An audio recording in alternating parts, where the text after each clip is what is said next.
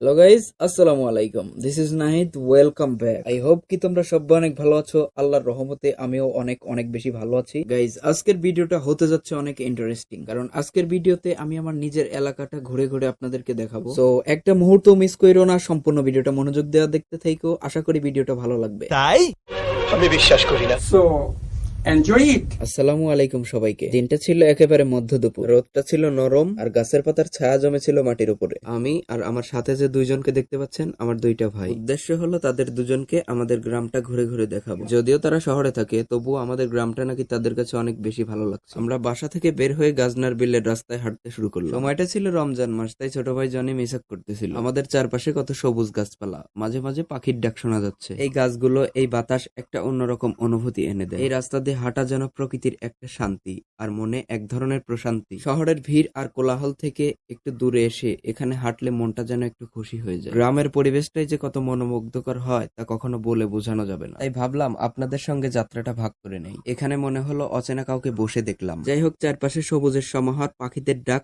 আর আবহাওয়ার মৃদু শব্দ মনে যেন এক আলাদা প্রশান্তি এনে দেয়, যেন প্রকৃতি এক আপন খেয়ালে সাজানো এক ছবি। একটু সামনে যেতেই আমরা একটা মোরগ দেখতে পেলাম, আর আমি সেটাকে তাড়া করলাম। আমার সাথে সাথে তারা দুজনও আজকে হাঁটার খুব আনন্দ পাচ্ছে। আমরা ছোটবেলায় যেমন এই রাস্তা দিয়ে হেঁটেছি, আজও একই অনুভূতি পাই। বাঁশঝাড়ের ফাঁক দিয়ে সূর্যের আলো এসে পড়ছিল মাটিতে, আর আমরা এগিয়ে চলছিলাম সামনের দিকে। আমাদের সৈয়দপুরের এই রাস্তাটা এখনো পাকা হয়নি, মাঝে মধ্যে খালখন্দ আছে, তারপরে পরিবেশটার মধ্যে হাঁটা খুব আনন্দদায়ক। আপনি যদি কখনো আসেন, এই রাস্তায় হাঁটার জন্য অবশ্যই সময় দিবেন। আশা করি মনটা ভালো হয়ে যাবে। আমার সাথে সাথে আজকে তারা দুজনেও অনেক খুশি ছিল। এই রাস্তায় হেঁটে আমার মনে হয় জীবনের ছোট ছোট খুশিগুলো সবচেয়ে বেশি অনুভব করা যায়, আর আপনাদের সঙ্গে এসব মুহূর্ত শেয়ার করতে পারাটা আমার কাছে খুবই ভালো লাগে। আমরা একসাথে হাঁটতে হাঁটতে নানা ধরনের গল্প করছিলাম। যাই হোক, তাদের সাথে কাটানোর সময়টা আমার কাছে অনেক বিশেষ। সৈয়দপুরের এই রাস্তাটা কাঁচা হলেও অনেক পরিষ্কার পরিচ্ছন্ন আর ভালো অবস্থায় আছে, তবে জায়গায় জায়গায় খালখন্দও রয়েছে, যা ঠিক করা দরকার। কিন্তু সেই সব কোনো কিছুই আমার এই সুন্দর দিনের মুড নষ্ট করতে পারেনি। চারপাশে সবুজের সমাহার, মাথার উপর দিয়ে উড়ে গেল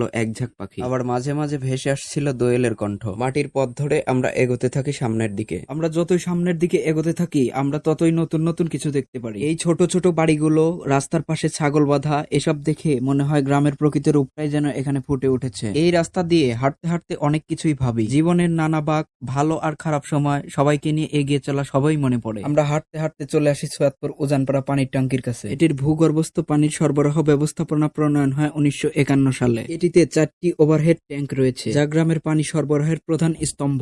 এই ওভারহেড ট্যাঙ্কগুলোর মোট ধারণ ক্ষমতা 25 লক্ষ লিটার। এখানে পানির সরবরাহ সংযোগ রয়েছে প্রায় 7455টি, যা পুরো অঞ্চলের পানির চাহিদা পূরণ করে। সৈয়দপুর গাজনার বিল সংলগ্ন অঞ্চলে ব্যবহৃত পানি পুরোপুরি এলজিইডির মাধ্যমে সরবরাহিত হতো। পানির ট্যাঙ্কটি এই অঞ্চলে গুরুত্বপূর্ণ ভূমিকা পালন করত, কিন্তু বর্তমানে এই ট্যাঙ্কটি বন্ধ অবস্থায় রয়েছে। এই মুহূর্তে আমরা খুব পরিচিত এবং প্রিয় একটা জায়গা দিয়ে যাচ্ছি। আমরা গাজনার বিলের পাশে সেই পুরনো রাস্তা ধরে হাঁটছি। যারা সৈয়দপুর উজানপাড়ার আশেপাশে থাকেন, তারা এই রাস্তাটা খুব ভালোভাবে চিনবেন। সময়টা বর্ষার সময় ছিল না, তবে বর্ষার সময় জায়গাটা দেখতে আরো অনেক বেশি সুন্দর লাগে। চারপাশটা দেখেন তো একবার, এই যে বিশাল ফাঁকা মাঠ, গাছের পাতায় বাতাসের সুর, আর একটু দূরেই ছোট্ট খালে জমে আছে বিলের জল। কি সুন্দর মনোমুগ্ধকর একটা পরিবেশ। বর্ষার সময় এই সম্পূর্ণ অঞ্চলটা পানিতে ডুবে থাকে, আর এই সময় নৌকা নিয়ে বেড়ানোর যে আনন্দ, তা কখনো বলে বোঝানো যাবে না। তবে বর্ষার সময়ের কিছু স্মৃতি আমাদের ক্যামেরা বন্দী ছিল, চলুন আপনাদের সাথে শেয়ার করা যাক। আমরা সারা বছর অপেক্ষায় থাকি এই সময়টার জন্য, যখন চারপাশটা শুধু পানি আর সবুজ ধানে ভরে যায়। নৌকায় বসেই যেন আমরা অন্য একটা জগতে চলে গেলাম। দেখুন গাইস,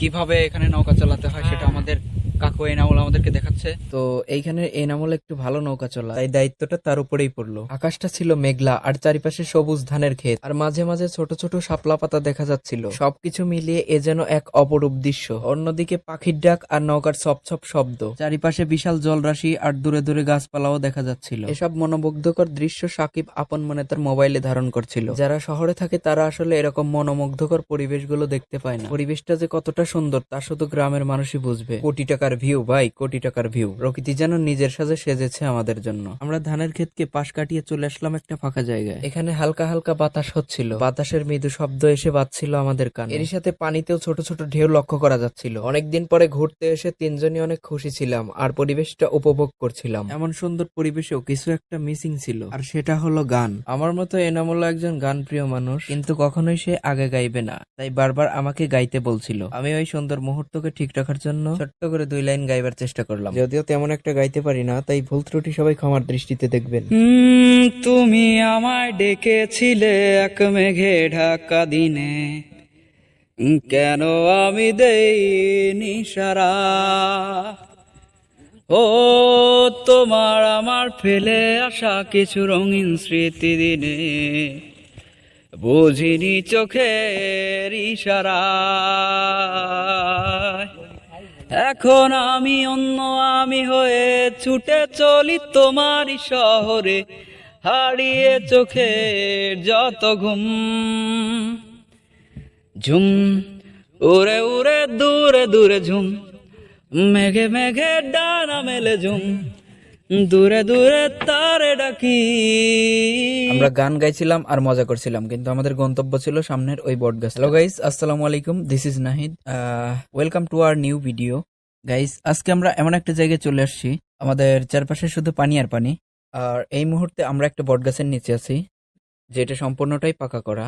কিন্তু গাইস, এইখানে আসার পরে আমি দেখুন সম্পূর্ণ একা, এখানে আর কেহই নাই। আশেপাশে দেখুন, এখানে আর কেহই নাই, আমি একলা এখানে আসছি। একলা বলতে আমার সাথে তো দুজনকে দেখতে পারলেন, ওরা দুজন এই মুহূর্তে আমার সঙ্গে নেই। আমি এই ছোট নৌকাটা নিয়ে একলা এখানে এসেছি। সো একলা একলা আসার কারণে আমার একটু ভয় করতেছে, কারণ বিলের মাঝখানে এমন একটা জায়গা, বট গাছের নিচে, আশেপাশেও কেহই নাই। সো একটু ভয় করাটা স্বাভাবিক। তবুও অনেকদিন পরে এমন একটা জায়গা আসতে পেরে আমার অনেক আনন্দ হচ্ছিল। আর আমি ওদের দুজনকে ফোন করে দিয়েছিলাম, ওরাও এখানে আসছে। সো ভয়ের চাইতে আমার আনন্দটাই অনেক বেশি হচ্ছিল। অনেকদিন পরে সবাই এরকম একসাথে ঘোরাফেরা, গল্প করা, আড্ডা দেয়া, বিষয়টা ভেবে অনেক ভালো লাগছিল। ওরা এখানে প্রায় আসে, কিন্তু আমার এখানে সচরাচর আসা হয় না, তাই আমি ওদের রেখে একলাই এখানে এসে ভিডিও বানাচ্ছি। এমন সময় দেখি ওরা দুজনও আমার পিছে এসে হাজির। তাই আপাতত ওরা ওদের মতো থাক, আর আমি আমার মতো করে এই পরিবেশটাকে উপভোগ করি। বিলের মাঝখানের এই বট গাছটা অনেক পুরনো। এই গাছটা অনেকেরই চেনা, যেন বিলের মাঝখানে একা দাঁড়িয়ে থাকা একটা পাহারাদার। এই গাছের চারপাশেই পাকা করা জায়গা রয়েছে, যা বসার জন্য একদম পারফেক্ট। এখানে আমরা এখন সবাই মিলে বসবো এবং আড্ডা দেবো। এই জায়গায় আলাদা একটা মায়া আছে, মনে হয় সময়টাই যেন থেমে যায় এখানে এসে। এরপরে বটগাছের উপর দিক থেকে বিভিন্ন ধরনের পাখির কিচিরমিচির আওয়াজ শোনা যাচ্ছিল। বর্ষার সময় ভিন্ন ভিন্ন প্রজাতির পাখি এই বটগাছে এসে আশ্রয় নেয়। অতিথি পাখিগুলোর ভিন্ন ভিন্ন সুর এ যেন এক আলাদা ভালো লাগা কাজ করে। তবে অতিথিদের তাদের জায়গা থেকে সরিয়ে দিয়ে আমরা কিছু সময়ের জন্য তাদের জায়গাটা দখল করতে চাই। একদিকে আমি চারিপাশের এরকম সুন্দর মনোমুগ্ধকর পরিবেশ নিয়ে ব্যস্ত, অন্যদিকে আমি খেয়াল করে দেখলাম সাকিব অলরেডি উপরের একটা ডালে উঠে বসে আছে। মোটামুটি তারা দুজনেই গাছের একদম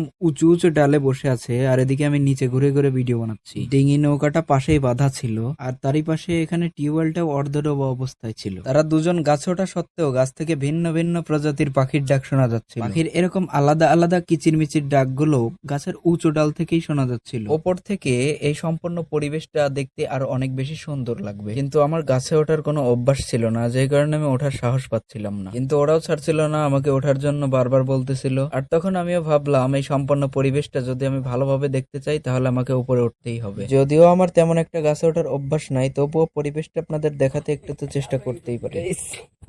আমরা এখন উপরে ওঠার চেষ্টা করছি, যদিও আমার অভ্যাস নাই, তবুও একটু চেষ্টা করছি। উপরে উঠে আপনাদেরকে দেখাবো। আমি এর আগে কোনোদিনও উঠে নাই, কিন্তু আপনাদের জন্য গাইস আজকে আপনাদেরকে জিন দেখাবো বলে আমি রিস্কটা নিয়ে ফেলেছি। বট গাছের ওপরে দেখুন গাইস, এখান থেকে পুরো ভিউটা আপনারা একবার দেখেন। ওপর দিক থেকে আপনারা যদি চারিপাশে একটু লক্ষ্য করেন, কত সুন্দর একটা পরিবেশ, চারিপাশে শুধু পানি আর পানি। এর মাঝখানে একটা বিশাল বটগাছ দাঁড়িয়ে আছে, যেন সময়কে সাক্ষী করে রেখেছে। দূর থেকে দেখতে যতটা সহজ লাগছিল, কিন্তু গাছ বেয়ে ওঠাটা কিন্তু ততটা সহজ ছিল না। কিন্তু মজার ব্যাপার হলো, যখন গাছের ডালে উঠলাম তখন চারপাশটা একদম স্বপ্নের মতো লাগছিল। গাছের ডালে বসে আমরা শুধু প্রকৃতির সৌন্দর্যই উপভোগ করিনি, আমরা আড্ডা দিয়েছি, ঠাট্টা করেছি, যেন এই বটগাছটা আমাদের একদিনের বাড়ি। বটগাছের ওপর থেকে পুরো বিলটাই একদম ক্লিয়ারলি দেখা যাচ্ছিল। সময়ও ফুরিয়ে আসছিল, সূর্য একটু একটু করে নিচে নামছিল। সূর্য নিচের দিকে নামলেও আমাদের এই গাছ থেকে নিচে নামতে ইচ্ছে করছিল না। নিচ থেকে দেখতে পরিবেশটা যতটা না সুন্দর লাগে, উপর থেকে দেখতে আরো বেশি সুন্দর লাগে। এমন মনোমুগ্ধকর পরিবেশে আমরা সবাই আড্ডা দিচ্ছিলাম, হাসি ঠাট্টা করছিলাম। আমাদের এই কিনারটা প্রায় 2 কিলোমিটার ভেতরে যদি আসেন আপনারা দূর দূরান্ত থেকে আমাদের এই বটগাছটা দেখতে পারবেন। সূর্যটা প্রায় ডুবে যাচ্ছিল, এমন অবস্থায় আমরা সিদ্ধান্ত নিয়েই নিলাম এখন আমাদের বাড়ি যেতে হবে। আমরা নামার জন্য প্রস্তুত হলাম, কিন্তু এই বটগাছে কাটানো সময়গুলো আমাদের মনে স্মৃতি হয়ে থাকবে। আপনারা যদি কখনো এই গাজনার বিলে আসেন অবশ্যই এই বটগাছটাতে উঠবেন, উঠলে বুঝতে পারবেন প্রকৃতি মানুষকে কিভাবে নিঃশব্দে ভালোবাসতে শেখায়। আমরা এখান দিয়ে নামার চেষ্টা করব।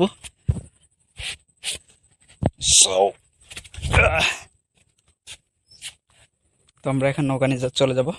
ফাইনালি আমরা গাছ থেকে নেমেই পড়লাম। এবার আমরা বাড়ির উদ্দেশ্যে রওনা হব। সাকিবকেও আমি গাছ থেকে নামতে বললাম। সূর্য প্রায় ডুবে যাচ্ছিল, সূর্য গড়িয়ে পড়ার আগেই আমাদের বাড়ি পৌঁছাতে হবে। আমার কথা মতো ওরাও নিচে নেমে গেল আর আমরা সবাই মিলে নৌকা নিয়ে রওনা হয়ে গেলাম বাড়ির উদ্দেশ্যে। This is the guys, যত তাড়াতাড়ি সম্ভব এখান থেকে আমাকে ভাগতে হবে। সো এখন আমি নৌকা নিয়ে চলে যাচ্ছি। চলে যাবার সময় দূর থেকে বটগাছটা দেখতে আরো অনেক বেশি সুন্দর লাগছিল। ডিঙি নৌকাটার উপর বসে অবাক দৃষ্টিতে তাকিয়ে দেখছিলাম বটগাছ। অন্যদিকে সূর্যটাও একটু পশ্চিমে হেলে গেছে, সূর্যের আলোতে বিলের পানি যেন সোনালী হয়ে গেছে। বটগাছের ডালে বসে কাটানো মুহূর্তগুলো যেন মনের মধ্যে গেঁথে থাকলো। তো এই ছিল আজকের ভিডিওটি ভালো লাগলে অবশ্যই লাইক করে দিবেন, চ্যানেলে নতুন হলে চ্যানেলটি সাবস্ক্রাইব করে দিবেন, আর ফেসবুক পেজ থেকে দেখে থাকলে অবশ্যই পেজটিকে একটি লাইক দিয়ে দিবেন। ধন্যবাদ সবাইকে।